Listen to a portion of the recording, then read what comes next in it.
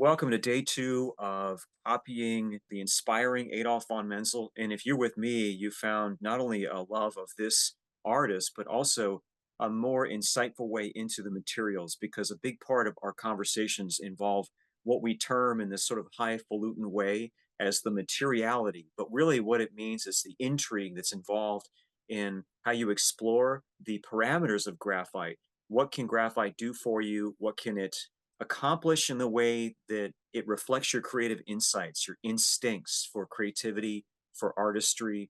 And there's nothing like looking at somebody who really just pushed the boundaries, who really went in a direction that turned the material into such a beautiful art form, like Menzel did. And some of it seems to have been done almost without much effort, like in his sketchbooks, which is even more astonishing. It's reminiscent of the Vanderpool diagrams that were little marginal drawings, as many of you know, and they wind up becoming these gigantic feats of intellectual accomplishment that we continue to study up to this day.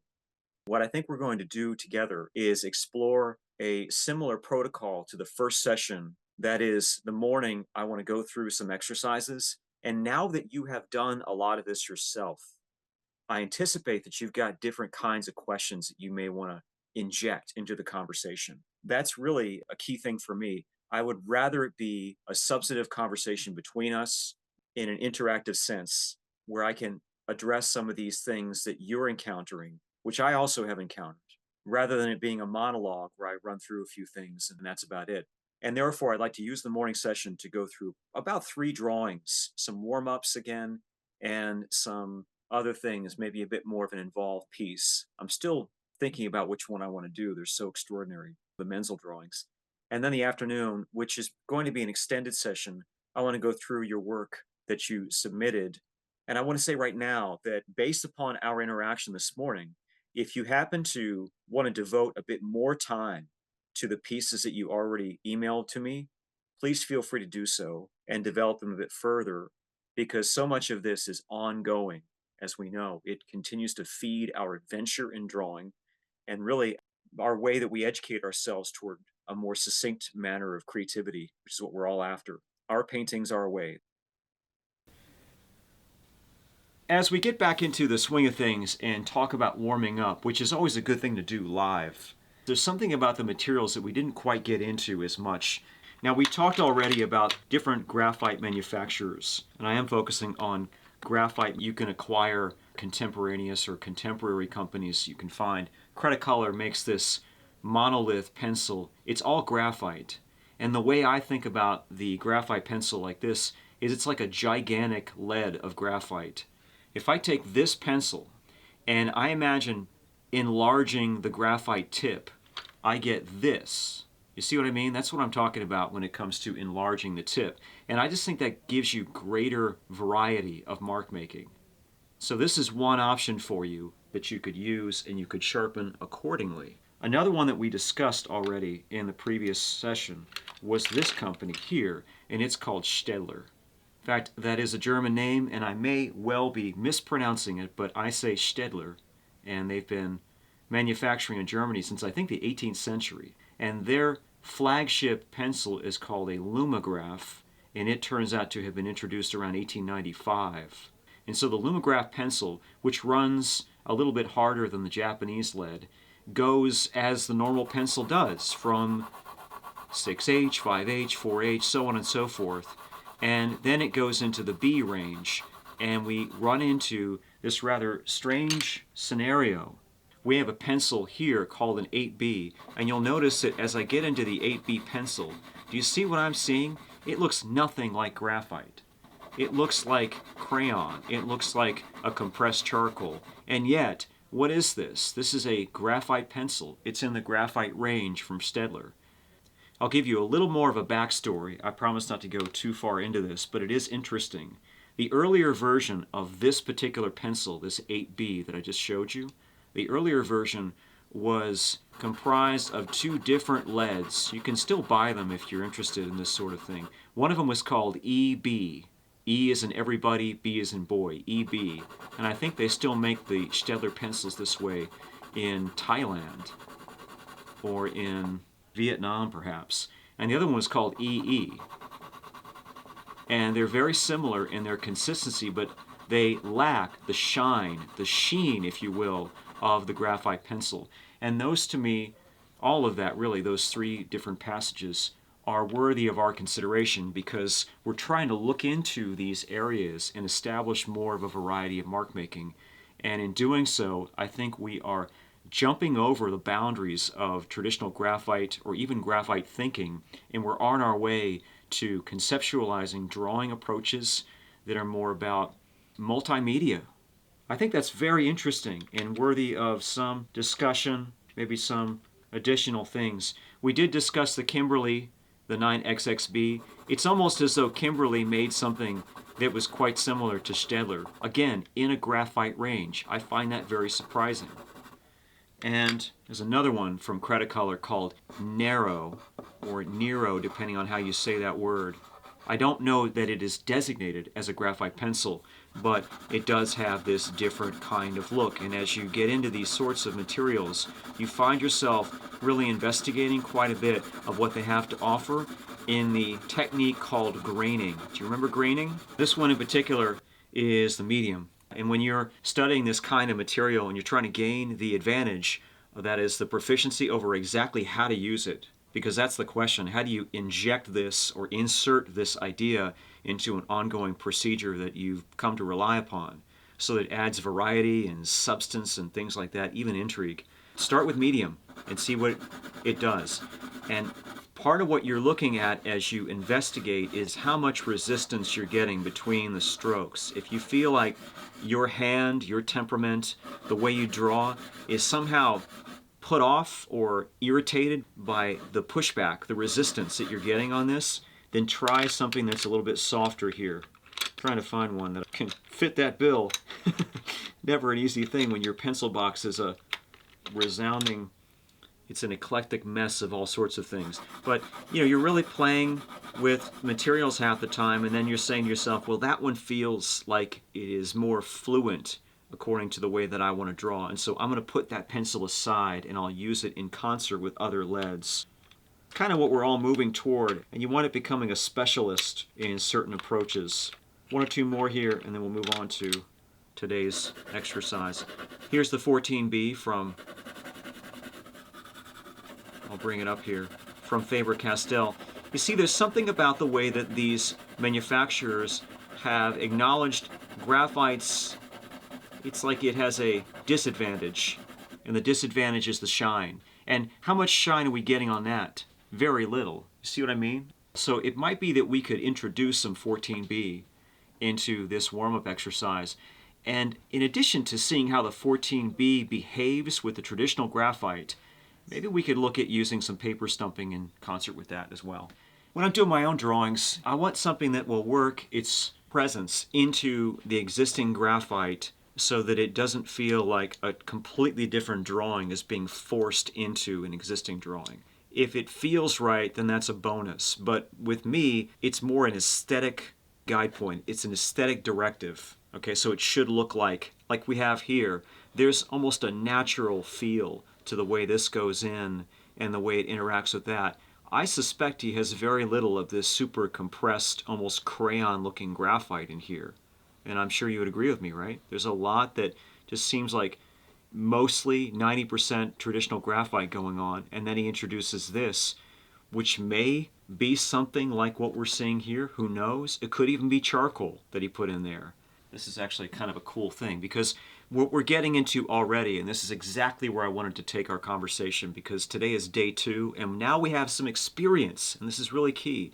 The experience of drawing together gives us different kinds of insights and different sorts of questions to ask. And what if we started with vine charcoal? This is vine charcoal, simple piece of vine, easy to get out, easy to put in. This might be the perfect formative approach to getting the initial sense of communication to happen. And if you started with the vine charcoal, even though it would run afoul of the theme of our workshop, the Genius of Graphite, what if you went on top of that with some graphite? You see what I mean? You could go into this and say, let me see what happens. I'm going to see if I can get a stump that's less corruptible. There we go. So now I'm working this Geckoso pencil on top of Vine charcoal, and I am inserting this multimedia component to the study, which in many ways goes to individual practice, goes to the eventual destination that so many of us are searching for, because you want to be doing your own work, and I want to see you highly successful at that. And lots of times you develop a fingerprint or an individual way of working based upon how you atypically combine the media. So now we're combining Vine charcoal with graphite, and it is completely possible. Now, what if we started out in this little section here with graphite? Okay, that's graphite now. This is, just to be clear, Geckoso pencil, and I run the stump across that and get that graphite to essentially cover the paper. Is it going to be possible to work on top of that with charcoal? Maybe a little bit. But I always ask that question. This is similar to the question we ask when we get to the Morgan Library. Did Ribera start with the steel nib pen, or did Ribera start with the brush? Did Tiepolo start with the brush or the quill? It really makes a big difference what you begin and what you extend with. And I'm going to say right now, what feels better, this may not come across in the video, but what feels better is starting with the vine and continuing with the graphite on top of the vine. No, that is an option for you if you choose to do that. And it has to do with the surface and the distribution of these particles on the surface. This, you could fairly say, this vine charcoal is a kind of dusting. You know, it's such a temporary layer. Remember, you get all those questions when you're drawing and some colleagues of yours ask you questions about how do you get charcoal to stick? And you always kind of rack your brain over that and say, oh my God, well, do I spray it? Do I do the traditional thing here? Do I put it under glass? How do I get it to stick? And I keep going back to this, but it's not meant to stick. It's meant to start. And then you go on top of it with something else and you make that stick. It really depends on how you as an artist identify with the maker and whether the maker wanted to wash in a certain effect and then solidify the figure, or if the maker began with a gesture and established a kind of pose or a gait in the model and then wanted to wash in the effect on top of that pose. And I think sometimes you can tell by how the wash marks override or overstep the boundaries, because you're looking at decoding the drawing from the standpoint of the timeline and how it was developed. And that's always a fascinating thing to look at. Unless the artist literally wrote down their process, which rarely happens, it's really on us to see what we can discern from what they did. So we open up the idea of that. And by the way, that also includes compressed charcoal. This is literal compressed charcoal. This is a Conte crayon. Do you see how similar the Conte crayon is to the graphite, to the Nero? Isn't that wild? I mean, this, from a visual standpoint on the camera, is virtually indiscernible from that. And that is considered a graphite pencil right there. And this is absolutely a compressed charcoal. So we're moving into a different thing indeed, aren't we? It may compel you to go in and try a different approach, at least in a small passage of your copy, before we talk about it. All right, so let's begin. And what we're looking at doing here is laying in a few statement marks. We talked earlier about the idea of going after sight sizing. When you're sight sizing, you don't have to pay as much attention to recalibrating the size. Sight sizing is just working off the actual scale. It's pretty simple.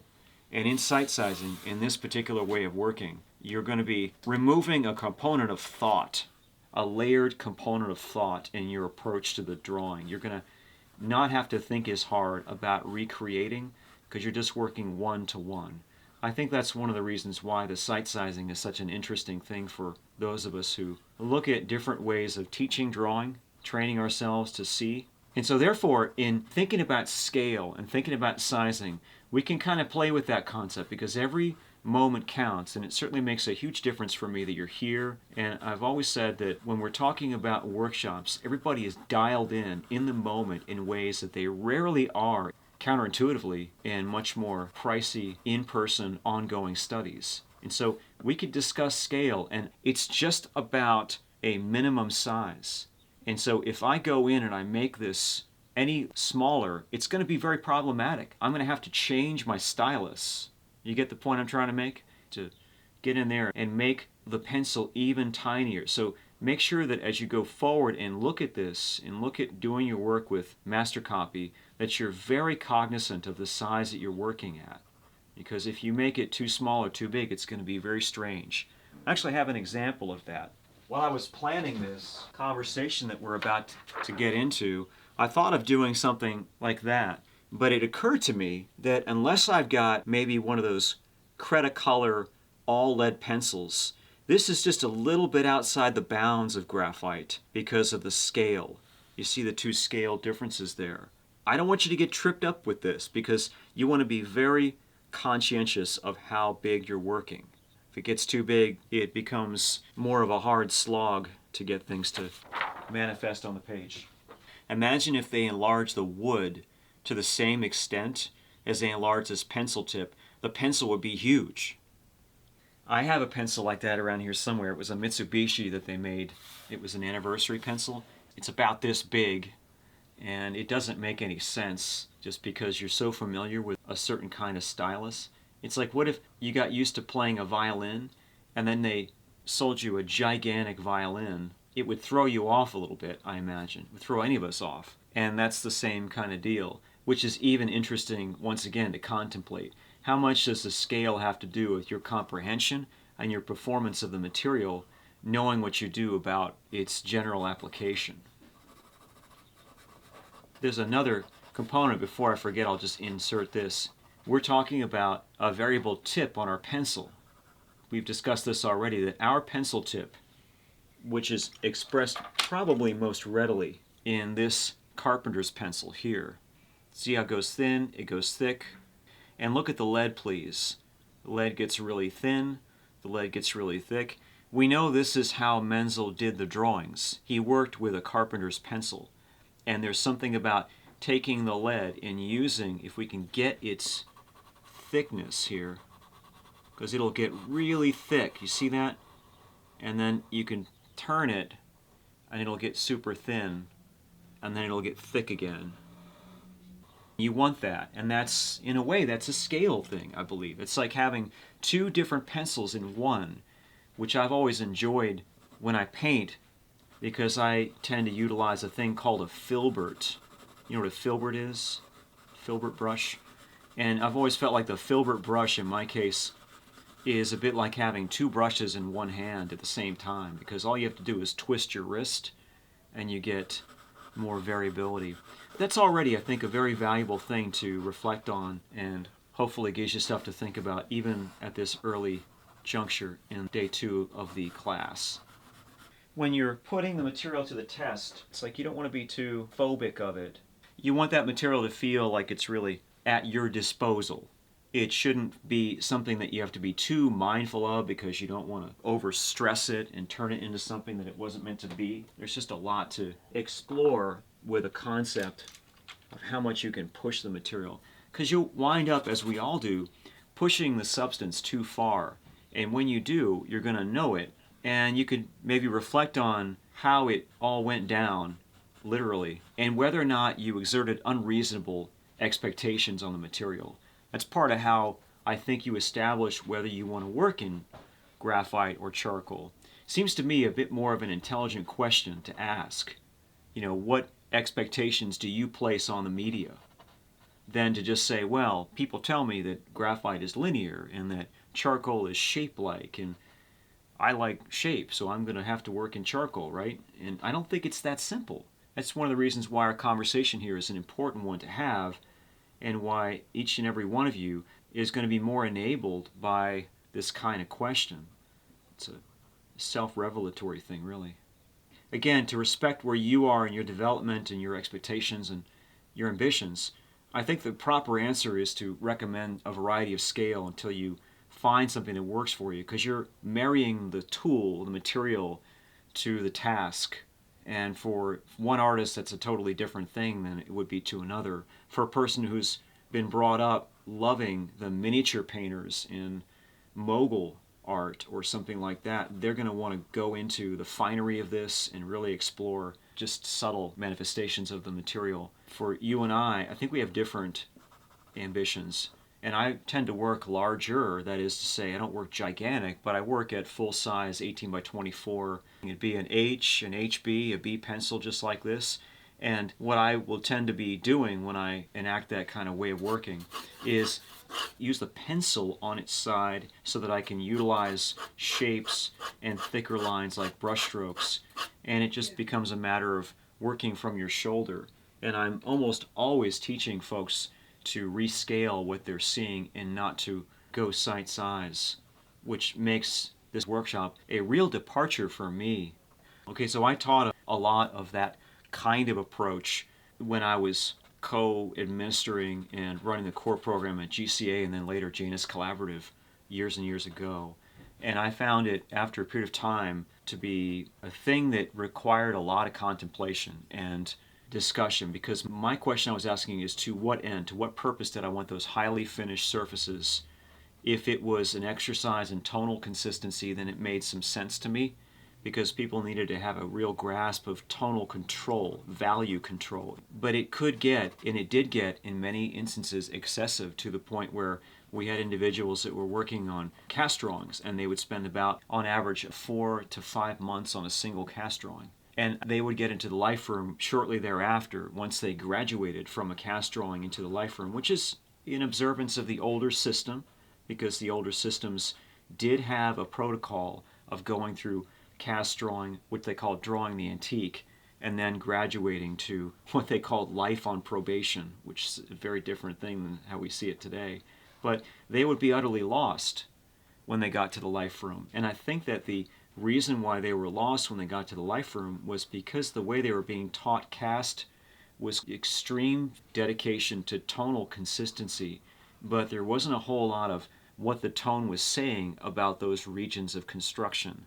And if they didn't equate the structural underpinnings, let's say the bedrock that was underlying the tone, they'd be much less enabled when they got to the life room stuff, because they just didn't have that correlation.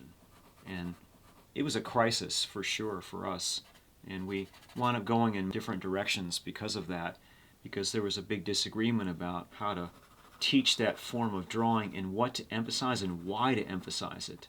And I still see some of that going on, to be, I guess, critical but fair-minded, and not, I don't want to disparage the folks that are working over at that school that I co-founded, GCA, but I do want to see, if I had somebody in my room that was putting that much time and effort into a drawing, I really would want to help that person understand the underlying surface construction so that they could see the structural bedrock for future drawings. That doesn't sound mean, does it? I don't think it does. We're in a conversation now, thankfully, about what makes some of this stuff special.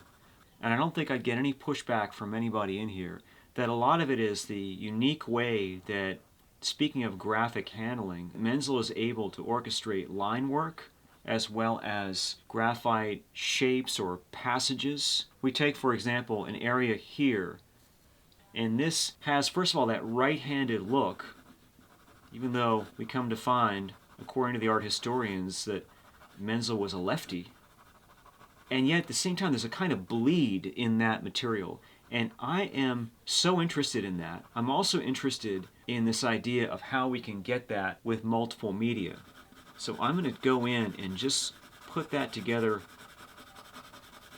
very simply here with the graphite. And then on top of that, indeed, with this material that we were talking about a minute ago. Let's go ahead and use the 14B and see what that does. So if I go in and I make the 14B adhere to that, at least that value, because I have a value that I want to try to approach, I'm interested as much in the graphic look of the passage as I am in the value, and I think that's a big difference. I'm also very interested in exactly what tip I want to manipulate into the material, because if I get the right look to the mark, the tip, then I can venture into different eras of drawing, into the 18th century. And this has a kind of 18th century look in some ways, to me, to my eye. I can get a look and a bleed once again that gives me more of a fluidity in other passages. So I'm going to talk through this and describe what we're doing there. Here I've got a slightly softer, like here's my tip on that. You see it's a blunt edge. Very good tip to have. I'm going to depart from that and then grab once again the stump and see if I can take that 14B and push it into the paper. To be totally honest about what I'm doing, I already have some graphite on this, and so it really is a mixture of a softer material, a crayon-like substance, which does have a bleed to it, as well as that non-reflective graphite that we're getting into, and that once again makes it very interesting. Before I forget, what's curious to me about copying the Bargs with such dedication in graphite is that the Bargs were lithographs, were they not?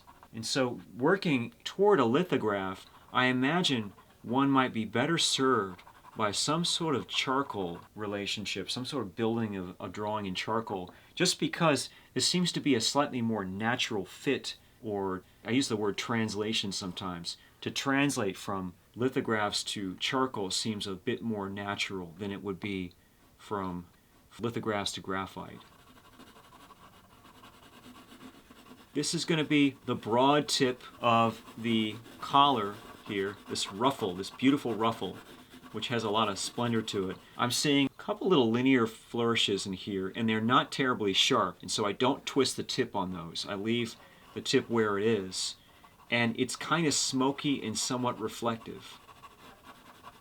And I'm going to let it grain its way in there. Graining is the technique where you use the paper's fiber to articulate the hatch mark. You're still going to get directionality in graining. It's just that it's going to spread out. It's rough. There's air in those. Like this would not be acceptable tonal technique in the atelier system. Take it from me, I ran 2 ateliers for 8 years. This would be the kind of thing that you'd have to go back in and atone for. If you grab this and you're like me, you've been teaching with H pencil for years and years, it's like being handed the keys to a boat. I mean, suddenly, for the first time in your life, you have to drive a yacht somewhere. It just doesn't make any sense. And then fairly quickly, you could see the reasoning in it.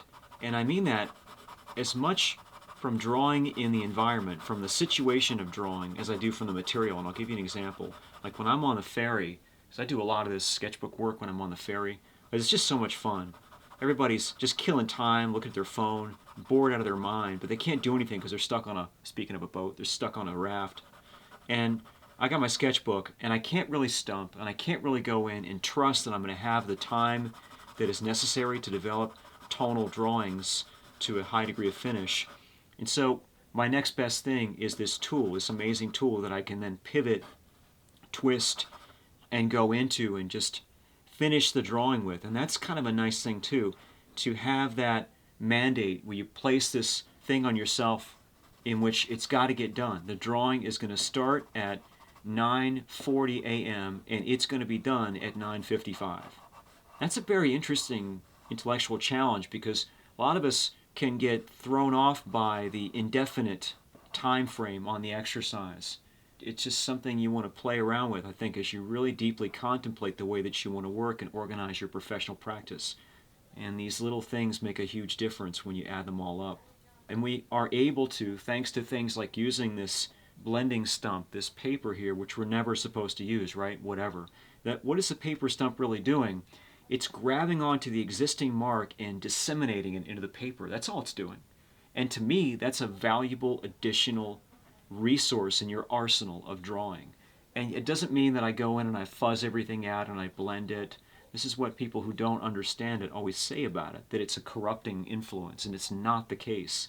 It's so prominent in those old drawing manuals that they were using the stump, and if you look at the drawings from the 19th century, especially the ones from the League and such, but even some of the other ones, you can see the tactful use of this material, paper on paper, just to rub in and acquire certain features, specific ways of transitioning from an area to another area, ways of steeping the value into a deeper passage. You can use the stump here in this instance to just go and say to yourself, I'm setting a platform for an additional layer of graphite, so I can go right on top of the stump and then just shift my mark get a little bit of a pentimenti going.